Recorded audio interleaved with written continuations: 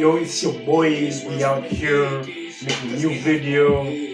Hey guys, so today's video is on cruisers and cruiser boards. I'm going to be talking about what you should look for in a cruiser board, what you should avoid, and after watching this video, you're going to know which board to go for to give yourself the best riding experience possible. So stay tuned. So let's start off by defining what cruising is. With cruising, you don't really have a goal or a destination. You're just in it to enjoy the way your skateboard feels and to enjoy the feel of skateboarding. You're in it to maximize the vibes and enjoy yourself. And with that in mind, you're going to want to pick a board that's going to make cruising as enjoyable as possible. You're going to want a board that feels natural to ride, effortless to ride, and that doesn't really get in your way in any way. So yeah, in order to do that, let's first look at boards that you should avoid if you want to maximize your cruising experience. Alright, so I'm going to be talking about boards that are suited for cruising, but first I want to talk about boards that you should avoid if you want to cruise and just really enjoy the feel of your skateboard and have a effortless skateboarding experience. So first up is going to be no mini cruisers. Whilst you can't cruise on any board, mini cruisers are really built with a specific function in mind. Mini cruisers are built to be very portable, very nimble, and are going to be great for that last mile sort of skating. But after about 10 minutes of riding, after about 2 miles of pushing and 3 miles of pushing, they get really exhausting to skate. Mini cruisers are very agile, so you have to work hard to keep them stable and going in a straight line. They also come with small wheels, so you have to work hard and keep pushing them and pushing them and pushing them in order to keep the speed up. If you're riding for longer than 10 minutes, they start to tire you out. So in my opinion, they don't give you that effortless, enjoyable experience that you'd want from a cruiser. So no mini cruisers. I'm also going to say that you're going to want to avoid boards that are built with a specific function in mind. For example, no downhill boards, no boards built for dancing, and no boards built for doing tricks like skating in a skate park. Like I did say, you can't cruise on any board, but more often than not, boards that are built for a specific function work well for a specific function, but don't really feel comfortable and don't give you that effortless skate experience. For example, with downhill boards, they're often very stiff and they reflect a lot of road vibration. They also don't turn that quickly because they have stiffer bushings so that they can be stable at higher speeds. With boards built for dancing, they usually have very small wheels that don't coast for very long and that you have to actively work to keep the speed up. They're also very large and they're not the most nimble and agile of boards, so I'd avoid them altogether. Finally, boards built for doing tricks come with very small wheels that are not going to be able to get over the most road imperfections like cracks, pebbles, all that good stuff. So avoid those type of boards. Right, so what should you actually look for when picking a board for cruising? What type of boards are suited for it? So next I'm going to be looking at features that you should look out for in a board that's going to be good for cruising. So first thing you want to look at is the length. The board shouldn't be too long or too short. By too long, if your board is really long, you're just going to have a really long standing platform. It's not going to be nimble enough, and whilst it will be stable, it will feel unwieldy and sluggish, which is why I told you to avoid dance boards, as they usually have widths from 40 to 46 inches. But it shouldn't be too short so that you have enough room to stand comfortably with your feet shoulder width apart. So yeah, shouldn't be too long, shouldn't be too short. The next feature to look out for is it should be able to roll smoothly over most terrain. And this feature is largely determined by how tall the wheels are. So you're going to want wheels that are between 70 to 75 millimeters in size. You can't get wheels that are 69 millimeters in size or wheels that are 76, maybe even 80 millimeters. But more often or not, wheels within this width are going to give you the best riding experience. They're not going to be too hard to push, and they're going to be able to roll over most road imperfections. And I'm talking about your pebbles, your cracks, all that good stuff. So go for wheels between 70 millimeters or 75 millimeters in size, and you should be good. The next feature to look out for is to make sure your board has a nice, smooth, comfortable ride. This is often determined by how flexible the deck is. So try to get a deck that's flexible and make sure that it's flexible enough for your weight and you're not too heavy for it. So yeah, flexibility simply means that the deck will smooth out some of the roughness out of the ride. So if you're going over a rough patch, you're not going to feel every bump and everything your wheels roll over. It's going to smoothen that out, and that really adds to the ride and makes it a lot more comfortable. So yeah, but again, keep in mind that you get a deck with flex that's appropriate for your weight. Some decks can hold riders that are really, really heavy, and others can't. So the next thing you're going to want to look for is a deck that is easy to ride, easy to push, and easy to foot brake on. And this can be determined by how the trucks are mounted on the deck and the shape of the deck. So to not really go into too much detail, you have a few mounting options to pick from when it comes with decks. You have decks that are top mounted, which in my opinion aren't the best option for cruising most of the time, but are an okay choice. You have decks that have rocker, you have decks that are drop mounted, and you have decks that have a drop through.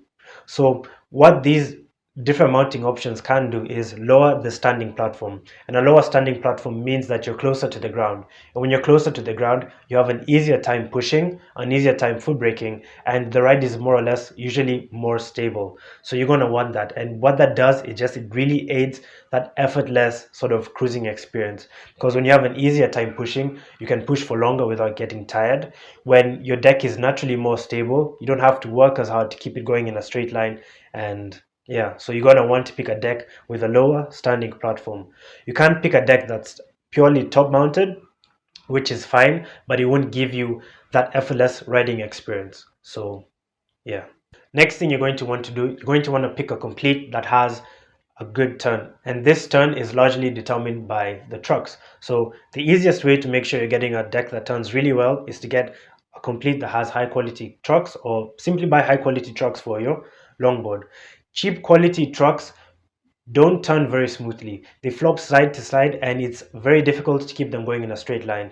Trucks can often make or break your riding experience, so I really recommend you go for high quality ones. High quality ones come with high quality components, and by that I mean high quality bushings and pivots.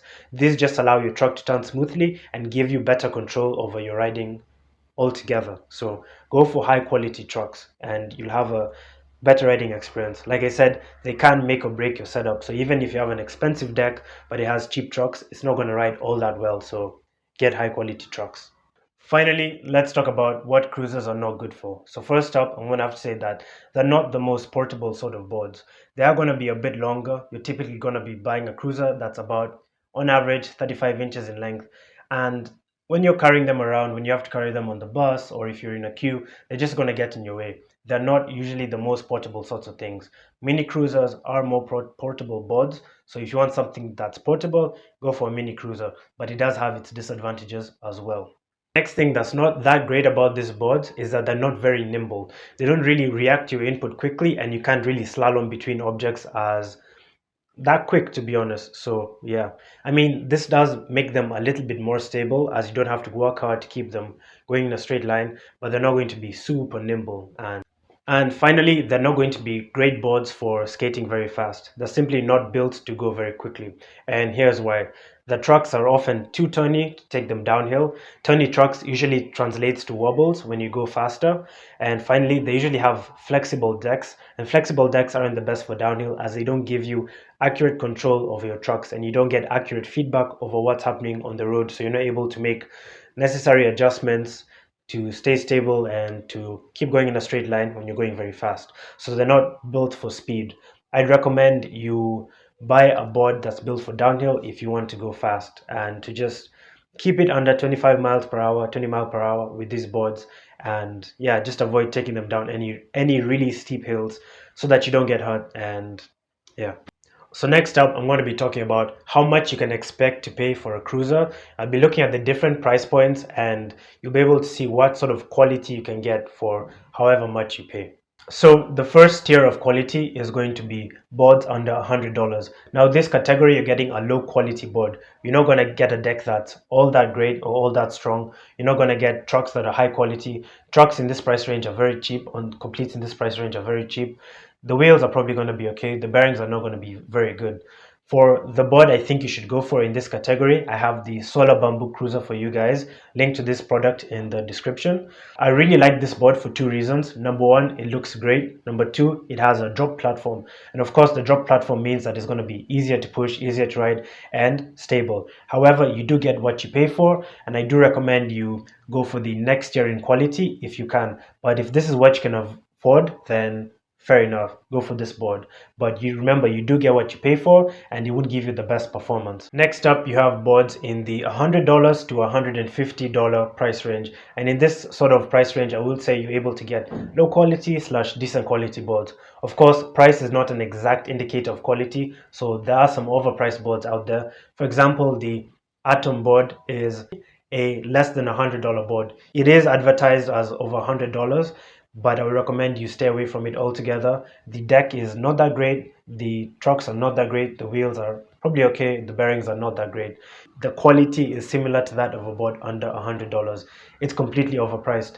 Its only saving feature is that its deck is made from 9 plies of hard rock maple, which would, in my opinion, make it slightly better for heavier riders. So if you're a heavier rider and you want a board on a budget, the Atom drop through might be a good option for you. The other board that I do think you should get in this price range is the Magneto Cruiser. For about 120 or something like that, you can get this board. It has a fantastic deck. The deck on this board is actually very high quality. It's vertically laminated bamboo with maple and fiberglass, if I'm not wrong. Where this board falls short is the trucks. It has cheap quality trucks that are not going to give you the best riding experience. The wheels are probably going to be okay. The bearings are probably going to be okay. Again, you do get what you pay for. Links to these products in the description. Right, so the next price range is $150 to $220, and within this price range, you're getting decent to high quality completes. This is why you're gonna see big name brands like Lanyards, Rain, DB longboards, and yeah, you're gonna be able to get a high quality longboard that's gonna feel good underfoot, that's gonna come with high quality trucks, high quality deck, good wheels, fairly decent bearings, and you're gonna be satisfied. I would recommend you go with the Lanyards Drop Cut, which comes in two sizes. 33 inches and 38 inches. This board is really one of the best stock cruisers I've tried, and it goes for about $190 depending on where you buy it. Linked to Stoked Ride Shop in the description, where you can get this board for 190 bucks. But yeah, it's a really good board. I've done a review of it. Low to the ground, easy to push, quite reactive to your input, to be honest, and I really recommend it as a great board for beginners. So yeah, there are other boards as well. For example, the Lanyards Drop Hammer, great option as well. What else? The Arbor Zeppelin, the Pantheon Ember. There are a lot of options. You just need to know what to look for. Links to all these products in the description as well. Right, so the final price range is really high quality boards for $220 and up. And I'd say high quality slash overpriced boards. So for the high quality boards, I'm going to have to plug the Comet Cruiser. The Comet Cruiser is honestly one of the best completes I have ever ridden, and it's one of my favorite cruisers of all time. What's special about it is that it comes with aftermarket parts already installed for you, and it's basically tuned to perform at its best out of the box. So no stock parts, nothing. Everything is high quality, from the bearings to the wheels to the bushings to the pivot to the trucks. Everything is high quality and really is one of the best cruisers in my opinion. Ask any experienced longboarder and they would likely say the Comet Cruiser is worth it. It is quite expensive, but if you use the code downhill254 you get 5% off. And yeah, so check it out, see what you think, and let me know. My example for a sort of overpriced board is going to be the loaded Tantien. Sorry, I'd say it's overpriced because this board goes for about $300, and in terms of quality you're not getting all that much. The deck is high quality, but you're getting fairly standard trucks, wheels. You're not getting really any aftermarket parts like aftermarket bushings installed. The deck is super high quality, I have to say, and you can get them in different flexes. If you're a heavier rider looking for a flexi board, then the loaded Tantien is an excellent option for you. If you get the Flex 1, it supports riders up to 270 pounds and more, so it's a great option for you. But otherwise, for most other people, it might just be kind of overpriced. But if you do like it, absolutely go for it. You are gonna be happy with it as a choice. So yeah. And yeah, that's the end of the video. If you guys like the video, remember to like and subscribe. Leave a comment, tell me what you thought about it, tell me if you had any disagreements, all that good stuff. Really appreciate interacting with you guys. And yeah, big shout out to all my patrons. I'm able to make videos like this because of you guys. I got this dope haircut because of my patrons. So yeah, thanks for watching and see you guys soon.